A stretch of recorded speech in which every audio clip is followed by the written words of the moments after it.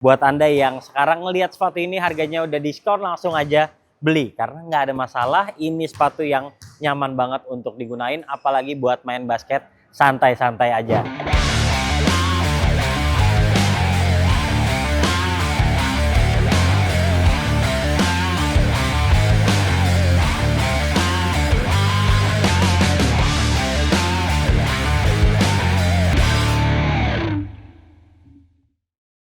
Harganya terjangkau, tapi kayaknya ini adalah sepatu basket terbaik Nike saat ini. Ya, sebelumnya terima kasih kepada NCR Sport yang sudah memberikan sepatu ini untuk head shoes review. Dan buat Anda yang tertarik dengan GT Cat Academy 2 ataupun sepatu lainnya, Anda bisa klik link yang ada di deskripsi. Nanti Anda langsung dibawa ke NCR dan banyak promo menarik di sana. Yuk langsung kita bahas GT Cat Academy 2.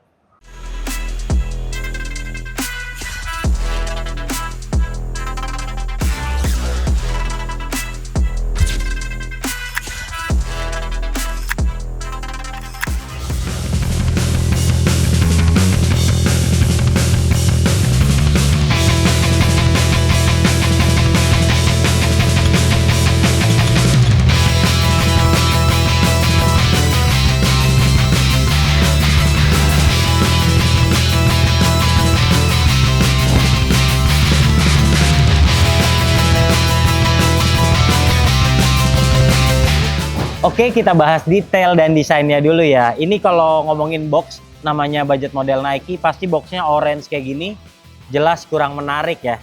Nggak ada pembeda dengan budget yang lainnya. Nah, sekarang kita bahas sepatunya. Jadi tampilan untuk GT Cat Academy 2 ini mirip banget sama GT Cat 4. Dan itu positif banget karena desainnya bagus, berkelas, dan menurut saya naik kelas ketimbang yang GT Cat Academy pertama. Karena yang seri pertama itu tampilannya emang sepatu budget model banget ya. Sementara yang ini kayaknya bahannya lebih berkualitas. Terus ada swoosh seperti biasa di sini.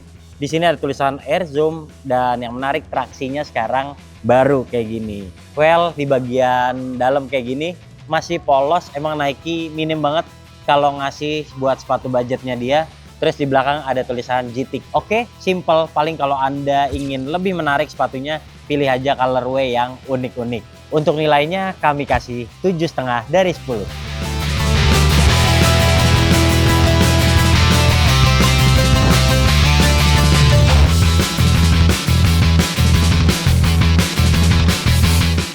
Sekarang kita bahas traksinya. Jadi yang pertama adalah dia traksinya udah herringbone-nya menarik banget ya. Ada yang ke samping, ada yang terpisah kayak gini ya dengan pot-pot. Dan beda banget sama seri yang pertama. Kalau seri yang pertama itu ya tanpa gimmick ya, udah langsung herringbone dari atas sampai bawah, dan itu memang keunggulannya dia lebih kuat. Sementara yang ini tuh lebih tipis-tipis polanya kayak gini, tapi tetap decit ya. Kalau di lapangan yang bersih, dia cacit banget, dan dia juga punya colorway yang sudah dilengkapi dengan outsole XDR, termasuk yang ini. Tapi nggak tahu kenapa, ketimbang seri yang pertama, ini kayaknya lebih lentur deh, kayaknya lebih gampang terkikis ketimbang seri yang pertama kalau Anda misalnya mainin di lapangan yang kasar ataupun outdoor gitu ya. Sebagai catatan, bagian ini kayaknya kurang durable, sehingga kalau Anda pakai sering-sering memungkinkan traksinya terkopek ya. Sayang banget nih. Sekarang kita ngomongin transisi. GT Cat selalu menarik dan selalu nyaman buat lari-larian. Tak terkecuali yang ini enak banget. Saya udah pakai sepatunya sebanyak 3 kali dan buat lari ini the best. Sepatunya ringan, terus dia curve gini ya. Jadi memudahkan buat lari, fleksibel.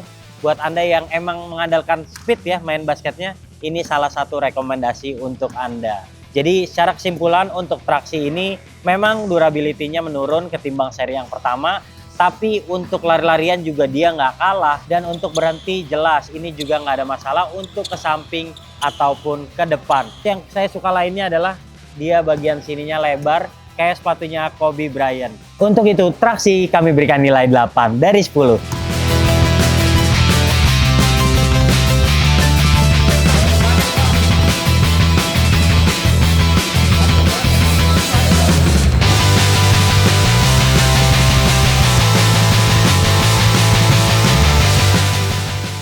Sekarang kita ngomongin bantalan, dan saya udah lihat GT Cat Academy 1 yang saya review, kayaknya nilai bantalannya ketinggian deh. Oke, kita revisi ya untuk GT Cut Academy 2 ini. Rasanya mirip, dia itu mengandalkan cushioning yang ringan aja. Di bagian belakangnya itu renew, dia empuk. Dan kalau ketimbang seri yang pertama, ini lebih empuk sejak awal penggunaan. Sementara di depannya ini ada zoom unit. Memang nggak terlalu besar, tapi kalau Anda lari-larian, ini terasa banget ada zoom di sini nih. Agak membel-membel gitu ya. Tapi kalau dibandingkan GT Cut 4, emang jauh banget nih kelasnya. Kalau buat lompat-lompatan, terasa banget nih. Sepatu ini agak kurang stabil, terus dia juga kayaknya nggak cocok buat para pemain yang bobotnya besar.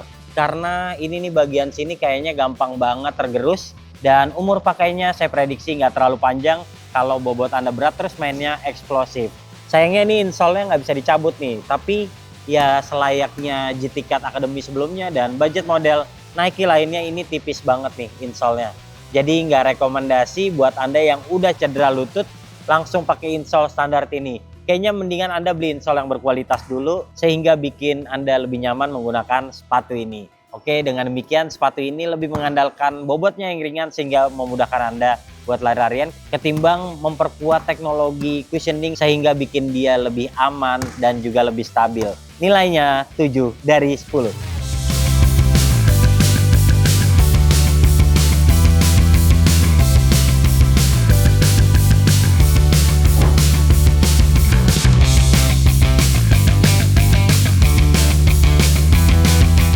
Ya, kalau Anda misalnya tertarik membeli sepatu ini dan belinya online, saya saranin Anda pilih true to size saja karena sepatu ini karakternya cukup lebar di bagian depannya dan nggak terlalu sesak untuk bagian tengahnya. Jadi aman banget.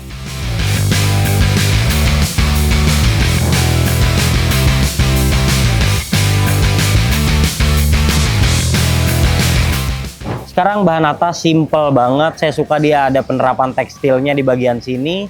Terus di sini meshnya juga agresif, ada containmentnya gini ya, berlapis dan bikin bagian sini lebih kokoh. Sementara kalau di bagian lidah ini sama dengan GT Cut sebelumnya dan dia tuh paddingnya lumayan tebel kayak gini tapi polos bagian dalamnya. Terus di bagian kolarnya ini juga tebel ya. Enak banget nih buat tumit Anda bersandar di bagian sini. Semoga aja size-nya benar-benar pas dengan kaki, jadi semakin nguncinya bagus. Potongannya masih kayak gini. Jadi biasanya penyakitnya di sini tuh gampang sobek ya kolarnya, kegesek kaos kaki ataupun gerakan-gerakan Anda yang suka banget crossover tuh bikin bagian sini gampang sobek. Oke, secara keseluruhan ini sama GT Cut pertama memang minim banget perubahannya. Untuk talinya juga masih sama, terus bagian-bagian padding ini juga sama. Paling-paling yang membedakan dia lebih tidak gerah ketimbang yang pertama karena ventilasinya lebih banyak.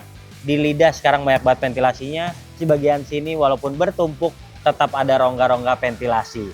Oke, dengan begitu nilainya 7,5 dari 10.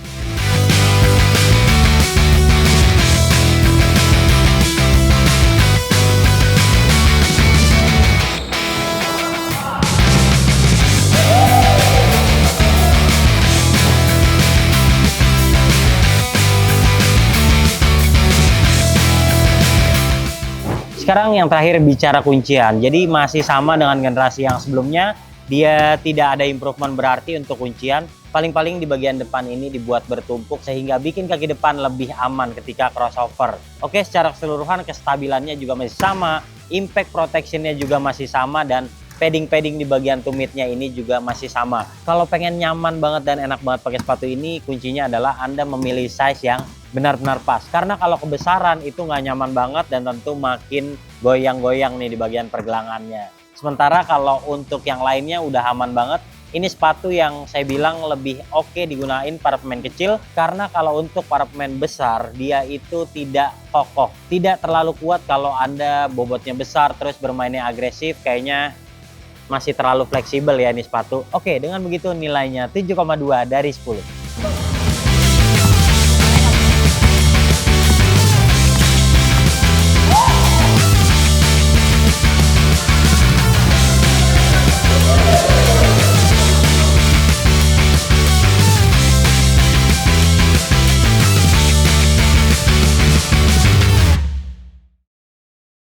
Oke, kesimpulannya sepatu ini lebih nyaman ketimbang seri yang pertama walaupun memiliki durability yang menurut kami menurun ketimbang generasi pertama. Saya prediksi ini juga makin banyak yang pakai di lapangan.